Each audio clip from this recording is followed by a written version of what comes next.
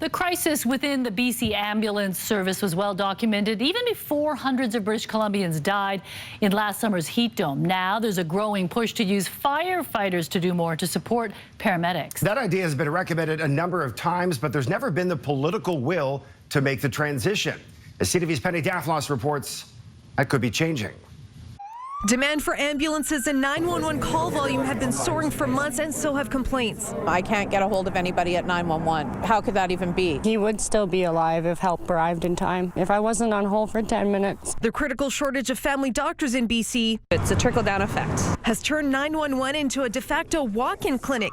Even police operations are now impacted as they've begun transporting some patients themselves. It is frustrating for police officers who have to wait, and knowing that there are other people in need that we are unable to promptly respond to. It has to change or the whole thing's going to collapse. Surrey's former mayor is calling for an overhaul of the ambulance system, which various panels have suggested for years, to better utilize firefighters to help paramedics. This is not a new issue.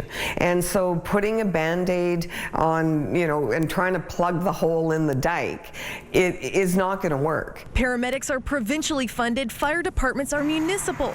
Thorny jurisdictional funding and union issues have stalled the idea of the two working together more closely, or even a hybrid service like Winnipeg has. It's a matter of political will, because those recommendations from all of those task forces, from all of the work that's been done, it's already there. I think that's in some sense a loaded question. That's a really interesting debate. BC firefighters are first on scene, and more than half their calls are medical, but they only provide very basic care and no transportation.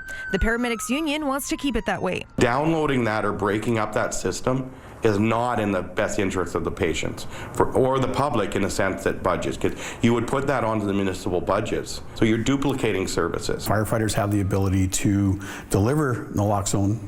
It makes a difference in a patient's life. Why can't we expand some of that to where we are supporting the work in the pre-hospital care model and supporting our incoming paramedics? We certainly are working closely and realizing that we want to make the most efficient use of all services to ensure that we provide the timely care and access for our patients.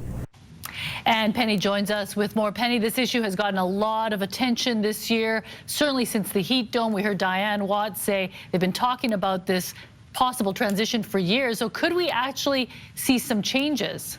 Well, the health minister is definitely looking at firefighters and considering expanding their medical scope for non-urgent patients, or better preparing serious cases for ambulance transport. But I don't expect we're going to see fire halls to get their own ambulances. However, it does look like the province will make some sort of formal announcement on some sort of reform in the coming weeks. The heat dome crisis really showed the time for debate is long past, and there are short and longer term strategies that are needed now. Meeta.